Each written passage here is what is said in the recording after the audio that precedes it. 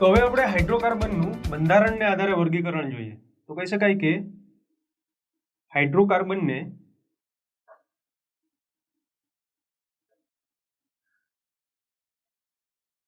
બંધારણના આધાર પર નીચે મુજબ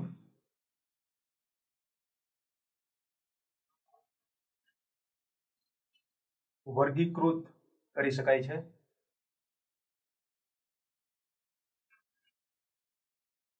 બરાબર, તો બંધારણને આધારે કઈ રીતે કે જ્યાં હાઇડ્રોકાર્બન છે એમાં કાર્બન ને હાઇડ્રોજન એકબીજા સાથે કઈ રીતે જોડાયેલા છે અથવા કાર્બન કાર્બન પરમાણુ એકબીજા સાથે કઈ રીતે જોડાયેલા છે એના આધારે એનું જે બંધારણ છે એના આધારે આપણે એનું વર્ગીકરણ જોવાનું છે। તેમાં આપણે કહી શકાય કે આ જે વર્ગીકરણ છે એને આપણે સામાન્ય રીતે 3 ભાગમાં વર્ગીકૃત કરી શકીએ છીએ। કઈ રીતે? તો પહેલું છે સરળ શૃંખલાઓના સ્વરૂપમાં, એટલે કે જ્યાં કાર્બન કાર્બનની સરળ શૃંખલા બનતી હોય તો એ સરળ શૃંખલાના સ્વરૂપમાં એનું વર્ગીકરણ થઈ શકશે। બીજું છે શાખિત સ્વરૂપે, એટલે કે શાખાઓ, એટલે કે સરળ શૃંખલા તો હોય પણ સાથે સાથે એમાં કેટલીક ઉપશાખાઓ પણ મળતી હોય તો આપણે શાખાઓના સ્વરૂપમાં એને વર્ગીકૃત કરી શકીએ છીએ। અને વલયો, એટલે કે જો રિંગ બનાવતી હોય, કાર્બનની રચના આપણે જોઈએ અને રિંગ બનાવતી હોય તો એને વલયો સ્વરૂપેના સંયોજનો પણ તરીકે પણ ઓળખી શકાય છે। તો સૌપ્રથમ આપણે સરળ શૃંખલાવાળા સંયોજનો વિશે માહિતી મેળવીએ। તો પહેલું એનું વર્ગીકરણ થશે સરળ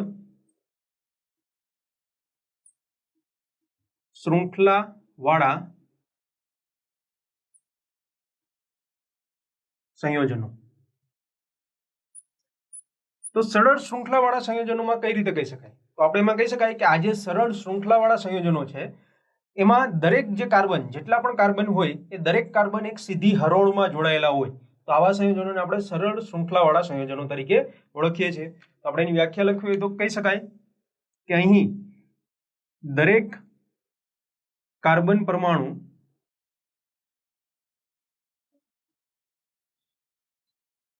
એક સીધી હરોળમાં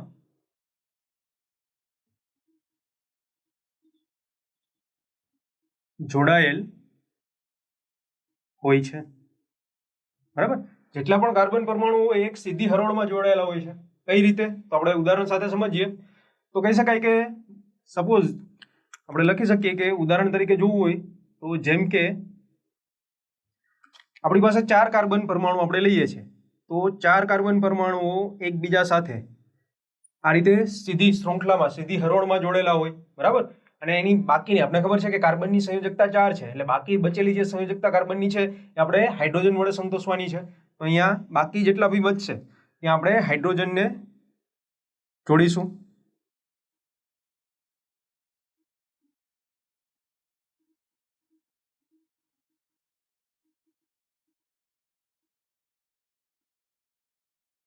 બરાબર, તો હવે તમે અહીંયા જોઈ શકો છો કે જે કાર્બન છે એ કાર્બનની જેટલા 4 કાર્બન છે, 4 કાર્બનની જે 4 સંયોજકતા, ચતુ સંયોજકતા છે એ અહીંયા સંતોષાઈ જશે જ્યારે આપણે હાઇડ્રોજનને એની સાથે જોડીશું। બરાબર, તો આવા જે રચના છે કે જેમાં કાર્બન પરમાણુ આવી રીતે એક સીધી હરોળમાં હોય, સ્ટ્રેટ લાઇનમાં હોય તો એને આપણે સરળ શૃંખલાવાળા સંયોજનો તરીકે ઓળખીએ છીએ। હવે આ જે સંયોજન છે એમાં 4 કાર્બન છે, 4 કાર્બન વાળું સંયોજન હોય તો એને આપણે શું કહીએ છીએ? બ્યુટેન તરીકે ઓળખીએ છીએ। પણ આ રીતે સરળ શૃંખલામાં છે એટલે આ જે સંયોજન છે એને એન બ્યુટેન તરીકે ઓળખવામાં આવે છે। એન બ્યુટેન, અહીંયા જે એન લખેલો છે એન નો મતલબ થશે, આપણે કહી શકીએ કે એન એટલે નોર્મલ, બરાબર, એટલે કે એન બ્યુટેન એ નોર્મલ બ્યુટેનનું રચના છે। એન લખેલો હોય આપણે કહી શકીએ કે અહીંયા જે બ્યુટેન 4 કાર્બન વાળી જે રચના છે એમાં કાર્બન કઈ રીતે જોડાયેલા છે? તો કહી શકાય કે સીધી હરોળમાં કાર્બન છે એ જોડાયેલા હશે। આ જ રીતે જો 5 કાર્બન વાળી સંરચના તમે લ્યો તો 5 કાર્બન હોય તો એને પ્રોપેન કહેવાય, પણ પ્રોપેન છે અને સરળ શૃંખલામાં છે તો એને એન પ્રોપેન તરીકે, આ 5 કાર્બન હોય તો એને એન પેન્ટેન તરીકે આપણે ઓળખીએ છીએ કે જેમાં 5 કાર્બન છે, બરાબર। એ જ રીતે 6 કાર્બન હોય તો એને એન હેક્ઝેન તરીકે ઓળખવામાં આવે છે।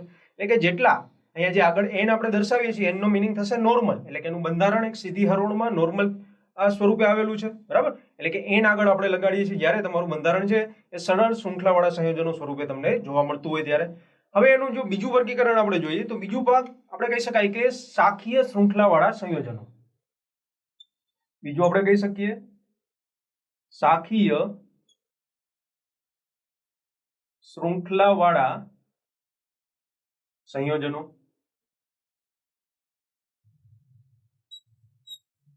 તો આ શાખીય શૃંખલાવાળા એટલે કેવા કે અહીંયા જે શાખીય શૃંખલાવાળા સંયોજનો છે એમાં કાર્બન છે એ સીધી હરોળમાં તો જોડાયેલા જ હોય, પણ એ જે સીધી હરોળમાં કાર્બન રહેલા હોય એમાંથી કોઈ એક કાર્બનની કોઈ ઉપશાખા રહેલી હોય, એટલે કે એમાંથી બીજો કોઈ કાર્બન એની સાથે જોડાયેલો હોય, બરાબર।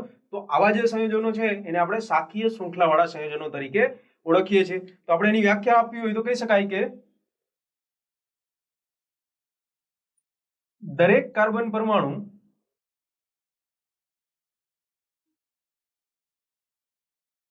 એક સીધી હરોળ અને તેની ઉપશાખાઓમાં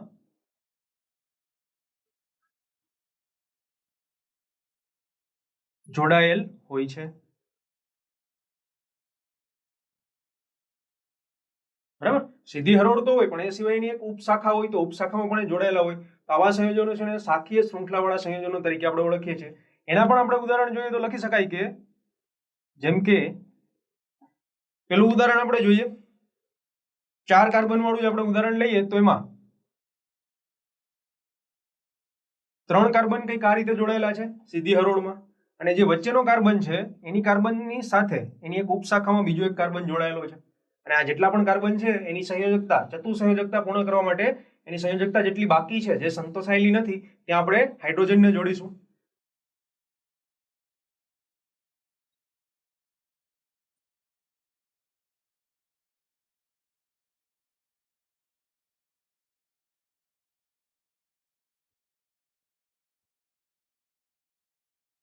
બરાબર।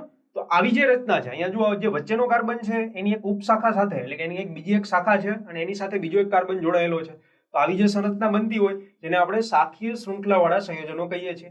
અને આપણે જે અહીંયા સૂત્ર લખેલું છે અહીંયા 4 કાર્બન રહેલા છે, 3 કાર્બન એક સીધી હરોળમાં છે અને એક કાર્બન છે એની ઉપશાખામાં છે। 4 કાર્બન વાળા સંયોજનો છે એટલા માટે આપણે એને બ્યુટેન તરીકે ઓળખશું, પણ અહીંયા ઉપશાખા છે અને અહીંયા જે ઉપશાખામાં એક કાર્બન બીજો વધારાનો જોડાયેલો છે એટલા માટે અહીંયા આપણે એને આઇસોબ્યુટેન તરીકે ઓળખીએ છીએ। તો આ જે સંયોજન છે, આ જે રચના છે એને આપણે આઇસો એટલે કે ISO બ્યુટેન તરીકે ઓળખીએ છીએ, બરાબર। અહીંયા આઇસો એટલા માટે આપણે વાપરીએ છીએ કે જે કાર્બન વચ્ચેનો કાર્બન છે, મધ્યમાં રહેલો જે કાર્બન છે એની સાથે નીચે એક જ કાર્બન ઉપશાખામાં જોડાયેલો છે એટલે આઇસો તરીકે ઓળખીએ છીએ। જો બીજી એવી સંરચના લઈએ કે જેમાં આ રીતે જ સંરચના હોય પણ આ વચ્ચેનો કાર્બન છે એમાં એક કાર્બન નીચે હશે અને બીજો એક વધારાનો કાર્બન પણ ઉપર હશે, એટલે કે એની 2 શાખાઓ હશે, તો એવા કાર્બનને આપણે એવો જે સંયોજન હશે એને આપણે નિયો કહીશું, બરાબર। તો એવું સંયોજન પણ એક આપણે જોઈ લઈએ કે જેમાં આ રીતે 3 કાર્બન તો હરોળમાં છે, એ સિવાય એક કાર્બન ઉપરની શાખામાં છે અને એક કાર્બન નીચેની શાખામાં છે, અને બાકીની જે કાર્બનની સંયોજકતા છે એ આપણે હાઇડ્રોજન વડે સંતોષીએ।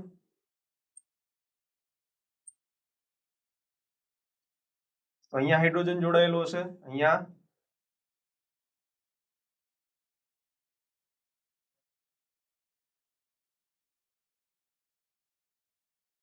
બરાબર। તો અહીંયા આપણે જોઈ શકીએ છીએ કે જો આ વચ્ચેનો જે મધ્યમાં રહેલો કાર્બન છે એની એક ઉપરની શાખામાં એક ઉપર પણ કાર્બન જોડાયેલો છે અને એવી જ રીતે એક નીચે પણ કાર્બન જોડાયેલો છે, બરાબર। તો આ રીતે 2 કાર્બન જો જોડાયેલા હોય એની શાખાઓ સાથે 2 કાર્બન જોડાયેલા હોય તો આવા પ્રકારના જે સંયોજનો છે એને આપણે નિયો, અને કેટલા કાર્બન છે તો અહીંયા ગણી શકાય 1 2 3 સીધી હરોળમાં અને 2 શાખાઓમાં એટલે 5 કાર્બન છે, તો અહીંયા 5 કાર્બન વાળું સંયોજન પ્રોપેન તરીકે ઓળખાય છે। તો આવી જે સંરચના છે એને આપણે નિયોપ્રોપેન તરીકે ઓળખીએ છીએ।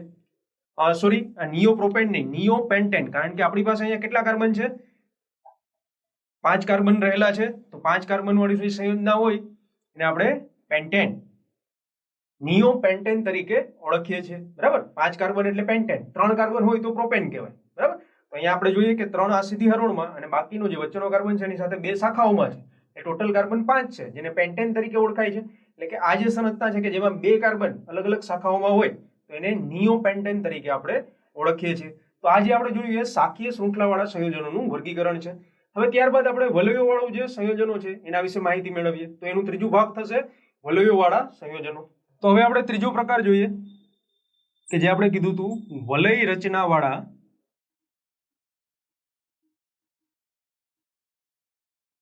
સંયોજનો. તો વલય રચનાવાળા સંયોજનોમાં કઈ રીતે હોય? વલય એટલે કે રિંગનું નિર્માણ કરશે. એટલે કે જે કાર્બનિક સંયોજનોમાં પ્રથમ કાર્બન અને અંતિમ કાર્બન એકબીજા સાથે જોડીને વલયની રચના કરતા હોય, એટલે કે આવા સંયોજનોને આપણે વલય રચનાવાળા સંયોજનો તરીકે ઓળખીએ છીએ. તો કહી શકાય કે વલય રચનાવાળા સંયોજનો કે જેમાં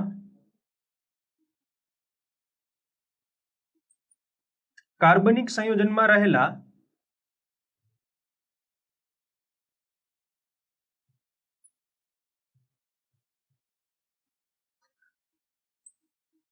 પ્રથમ કાર્બન અને અંતિમ કાર્બન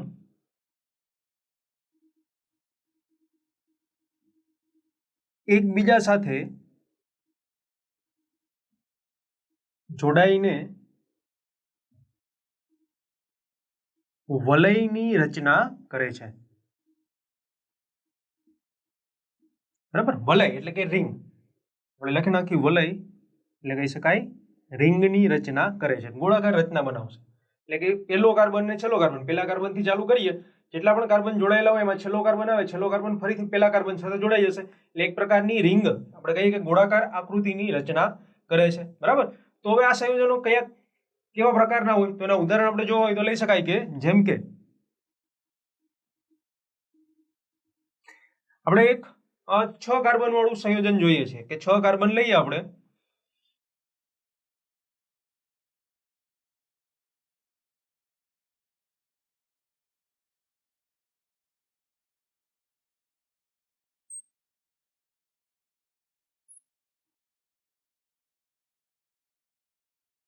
બરાબર.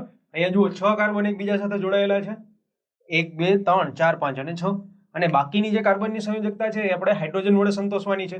તો આ એક કાર્બન લઈએ તો એની 2 સંયોજકતા તો સંતોષાઈ જશે, બાકીની 2 સંયોજકતા આપણે કહી શકીએ કે હાઇડ્રોજન વડે આપણે સંતોષીશું.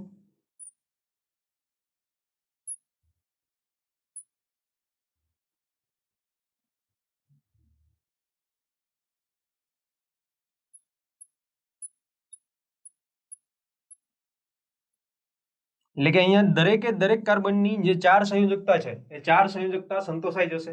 બરાબર. તો આ પ્રકારના જે વલય રચનાવાળા સંયોજનો છે, અહીંયા 6 કાર્બન છે, 6 કાર્બનને આપણે 6 કાર્બન ધરાવતું સંયોજન હોય તો એને આપણે હેક્ઝેન તરીકે ઓળખીએ છીએ. અને આ રચના વલય રચના છે એટલા માટે આજે જ આપણે બંધારણ અહીંયા દોરેલું છે એ થશે તમારું સાયક્લોહેક્ઝેન. સાયક્લોહેક્ઝેન કે જેમાં 6 કાર્બન છે અને 6 કાર્બન વલય રચના દ્વારા જોડાયેલા છે. તો અહીંયા આપણે શરૂઆત કરીએ તો આપણે લઈએ કે આ પહેલો કાર્બન છે. બરાબર.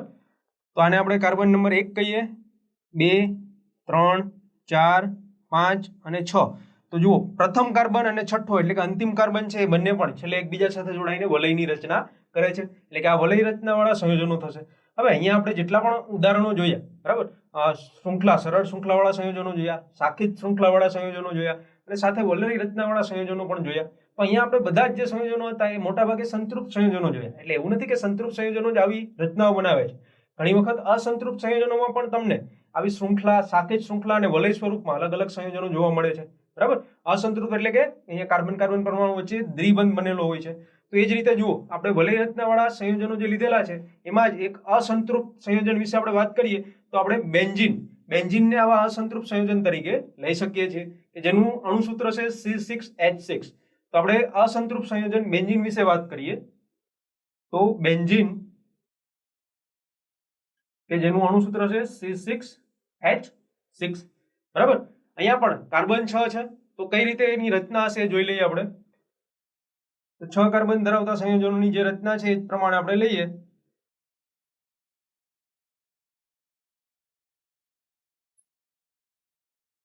બરાબર. તો આ 6 કાર્બન હશે.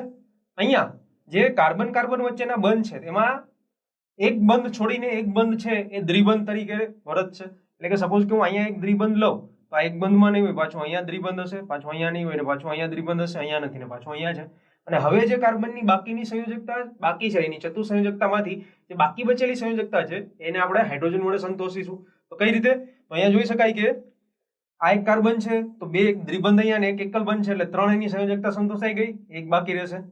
તો અહીંયા આપણે હાઇડ્રોજન કનેક્ટ કરીશું. એ જ રીતે અહીંયા પણ એક હાઇડ્રોજન આવશે એટલે કે બધા જ કાર્બનની જે એક સંયોજકતા બાકી રહેશે ત્યાં આપણે શું જોડીશું? હાઇડ્રોજન જોડીશું. તો અહીંયા આપણે હાઇડ્રોજન જોડી દઈએ.